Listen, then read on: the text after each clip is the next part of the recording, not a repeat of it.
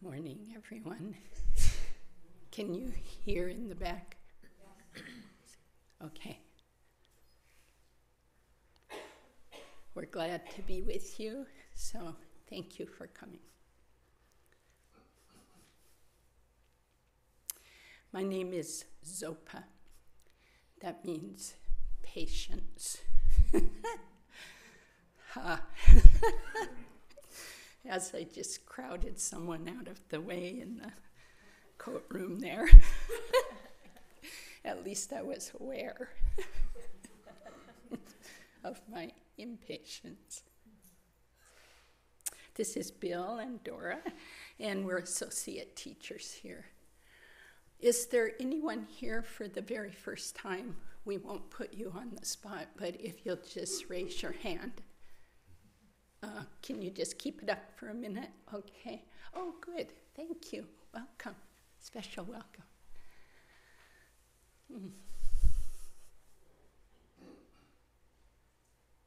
So we'll do what we do here at KCC on Sunday mornings, except for the first Sunday of the month when we practice 9 to 4. If you can, come for any part of that. So this is one of our usual Sundays. And that means we will sit for a while after we frame that sitting so we understand a little bit more why are we trying to abide calmly? For whom? And a little bit of guidance for how to engage in calm abiding. And then we'll have a tea break after like 10, and then we will engage in a discussion of the Dharma. So if you can stay till 11, that's very helpful to the whole group. And we learn from one another how to keep going on this path to understand our true Buddha nature, our awakened selves, already here, or else you wouldn't have gotten here, and but obscured by something. We'll get to know those some things, the obscurations.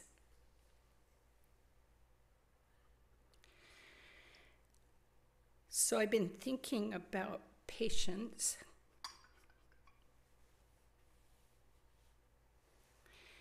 And before we say our recitation, I just want to say a few thoughts about it.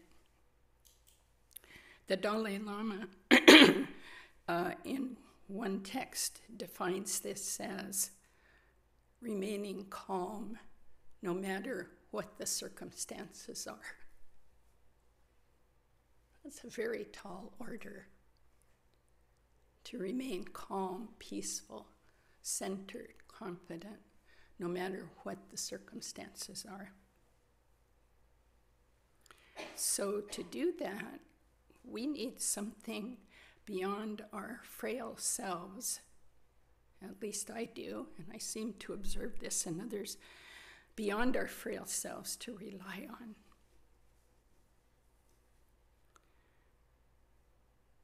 Pretty much everyone who comes here is searching for some kind of what we call refuge, because we've learned over our lifetime that we just can't figure this out by ourselves. The suffering seems constant. If it's not ours, it's our family, friends, it's people in Syria. It goes on and on. And so we think, maybe there's some help somewhere.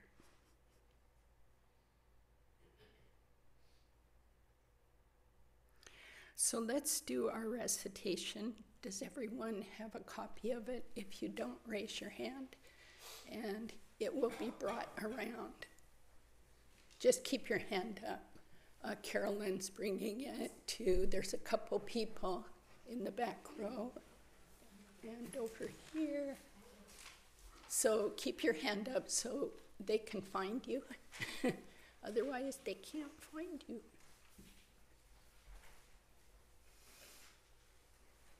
Good.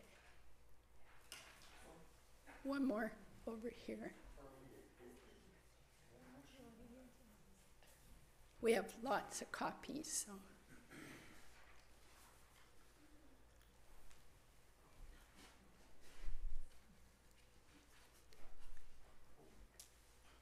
Are there more copies up there? There's a copy here. Oh, here, you want to pass that back because there's someone right back there.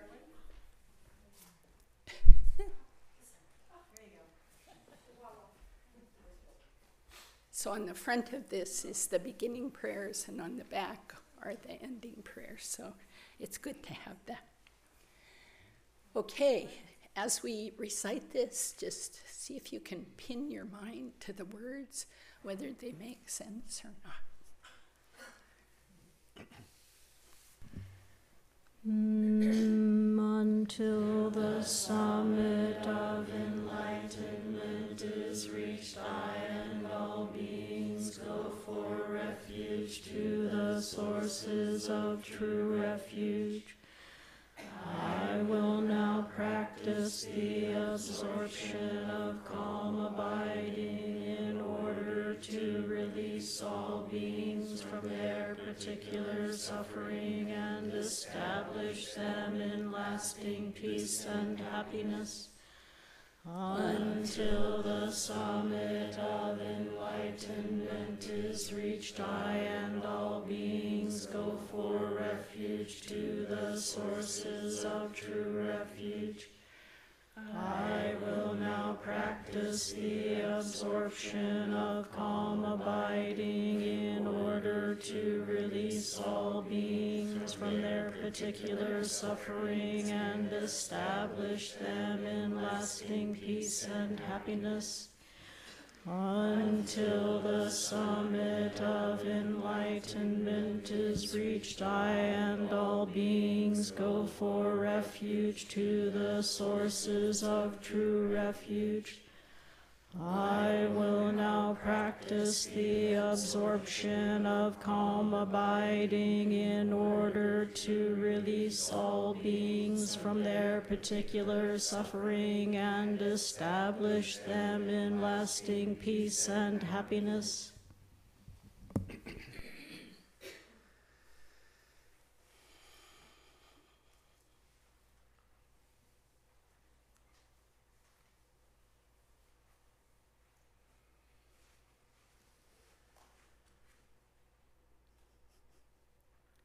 So according to our recitation, we're here for others.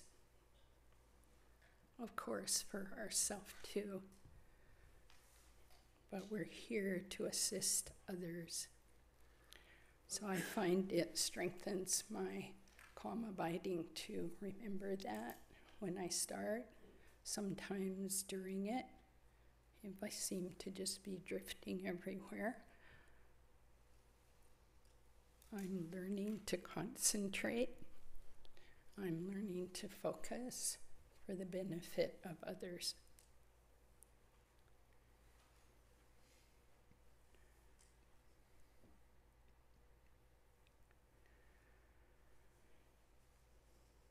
Patience is one of the 6 perfections that we practice on this path. Those are generosity, ethics, patience, concentration, wisdom, and joyous effort. They make a very complete package.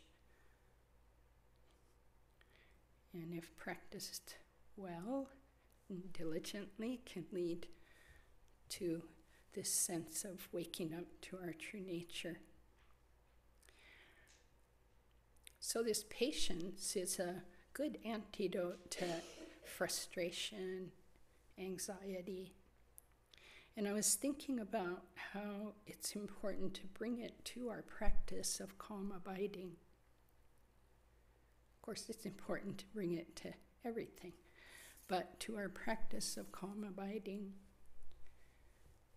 so that we are patient with whatever arises. What arises? Bodily sensations.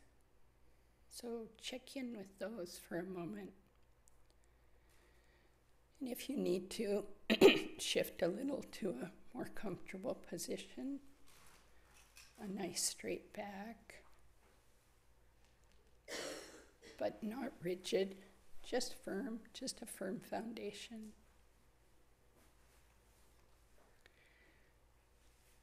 You can check those bodily sensations with some patience. See where you feel tense. And just breathe into that and let it go.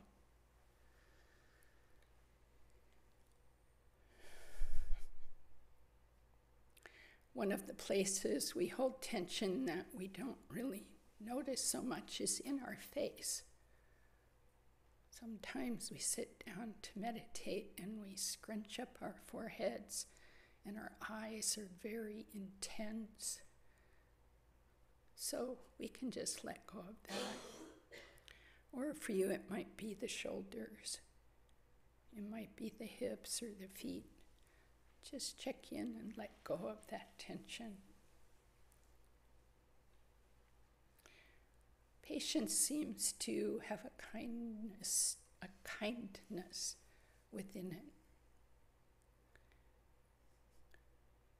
When you think of being around someone who is patient, you relax.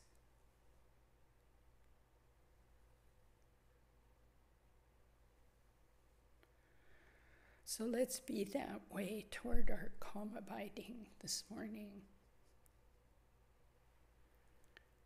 Bodily sensations arise, and if we don't push them away, and we don't grab onto them, and we don't make a big story about them, they will go. Even the so-called persistent ones change all the time. If we pay attention in a gentle, precise way, we see their impermanence. So this is true of the body. It's also true of the mind. Thoughts and emotions go through. By their very nature, they will arise, abide, and disappear. If they don't disappear, it's because we are entertaining them. We're clinging. Or we may be pushing them away. Then they become persistent. So if we just watch, can't even find where they come from, can't even find where they are when they're, quote, there, and we can never see where do they disappear to. So this is what we'll do. We'll just bring patience to our calm abiding. Sit in a relaxed, but a way with some intention toward doing this well, without judgment. Forget the word well. Just doing this for the benefit of others, to learn to focus so that we can turn our attention to the values we practice. But right now we're just learning to focus over and over. Thoughts will take the mind and try and take it out of the building. Just bring it back. If you're new to this, it's quite good to have an anchor, and that can be your breath, following the sensation at your nostrils. Okay, Let's just enjoy this time together. It's exceedingly rare.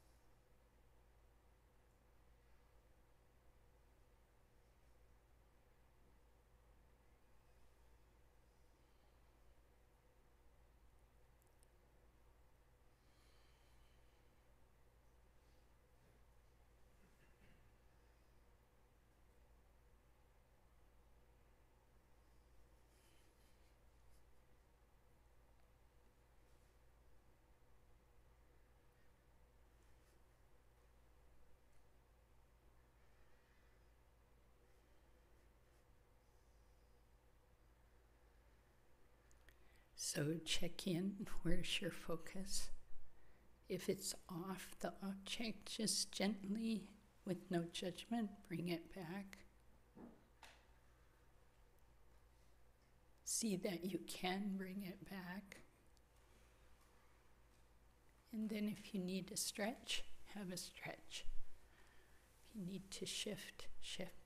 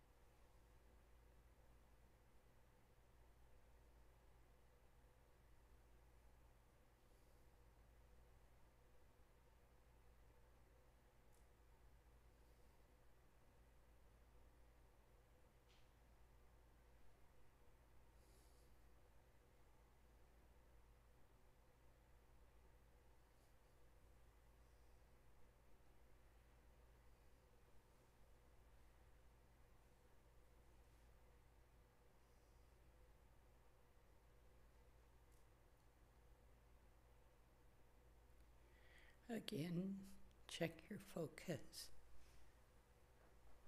If it's off of where you wish, bring it back gently and precisely. And then if you need to shift or stretch, do so.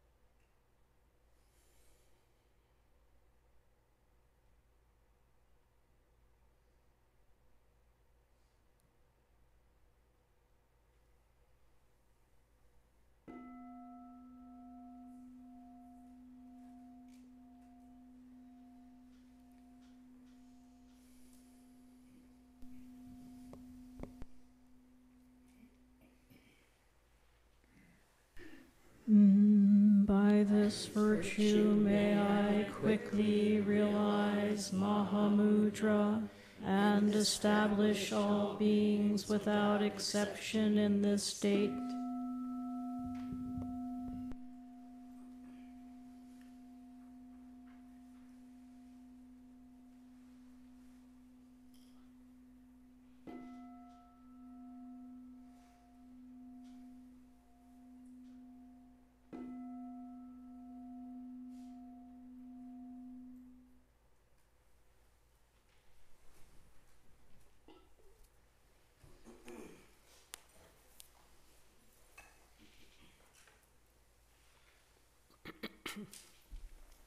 Thank you.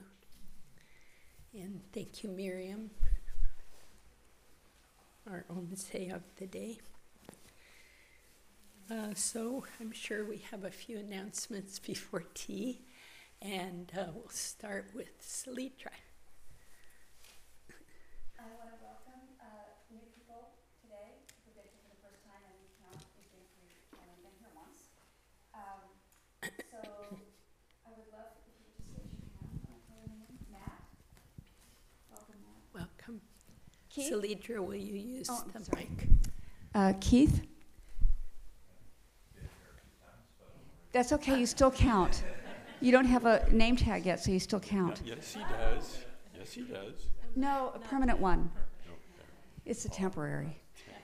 Pam? Welcome. Back there. Welcome, Pam. And Ryan? Welcome, Ryan. If there is anybody here that who's here for the first time that I didn't mention, would you please grab me at the break so that I can welcome you properly? And we all will welcome you properly. Thank you. Great, thank you, Salitra. Our big news, which many of you have heard, is that our dear Kempo Lodrodonyo will be here in June from India, from about June 8th to the 16th, and he will do teachings, and he will open the gate for our people who have been in 3 years plus retreat, cloistered, and working very diligently on the practices of this lineage. So 7 of them will come out June 16th, and Kempo Lodrodonyo and Lama Eric Treblehorn and a couple other monks will be with us. And so it's a fabulous happening. And there are many things that need to be done to prepare for this, to prepare here and where they're staying and out at the retreat land. So please consider volunteering to do some part of that. And you can contact Linda Grove, who is right here, or Rosemary. Yeah, so, and if you don't know how to find them, come see us or something. We need to get their emails out to people, and announcements will be coming out plenty for volunteer opportunities. It's a huge amount of positive momentum to serve this kind of a occurrence. It can really help propel your practice forward, even you do some small thing. Also, we still have the wonderful care and feeding of your practice class going with Jeff Walworth. You want to raise your hand? And Sally, our dynamic duo, who are leading that class on Monday night, 7 to 8:30 or 7 to 9, and it's streaming, and it's but it's better if you're there in person. And they're looking at the unbounded view. And just an aside, I have something to show you at break that I found that might be helpful. And we yesterday we did a wonderful thing with the children's program. So maybe Mary Woods here, who's the teacher, can share with us for a bit. Yeah, we had a fantastic get-together with parents and children for a potluck yesterday evening. And the flowers are brought to you by the children's program today.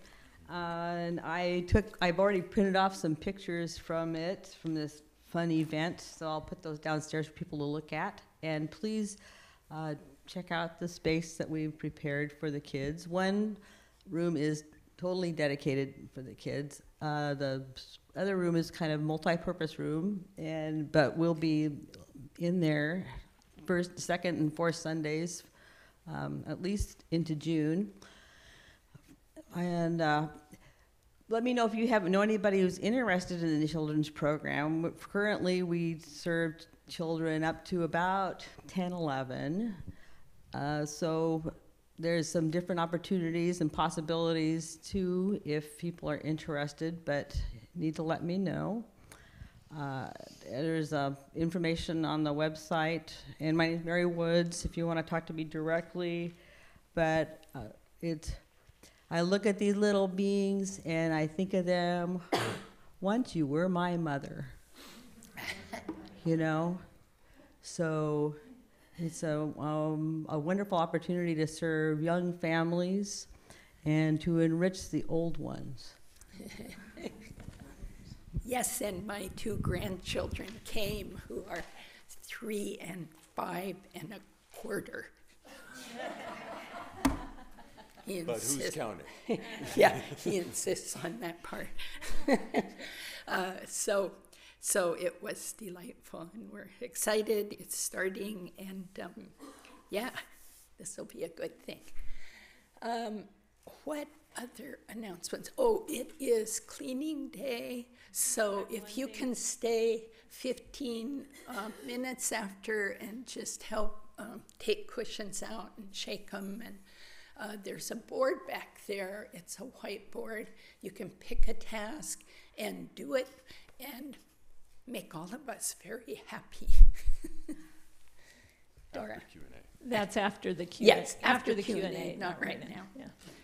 Yeah. I just wanted to make sure, especially for newer people, with Kemper Shea coming and with all our events, it's critical that we're able to contact you. So we really encourage people to sign up for our email listservs, and particularly you can do this on the website, and one of them is called Announce, and was where you will learn about all the events with Kemper Rinpoche or anything else. And the other one is called Community, which is a place where you hear about some of the work opportunities in particular, but it's also a place where people can post things like asking for prayers or that kind of thing. So there's 2 lists, but especially the announcement list is critical. So if you're not on there, I encourage you to get on. Okay. Anything else? Yes, Diane.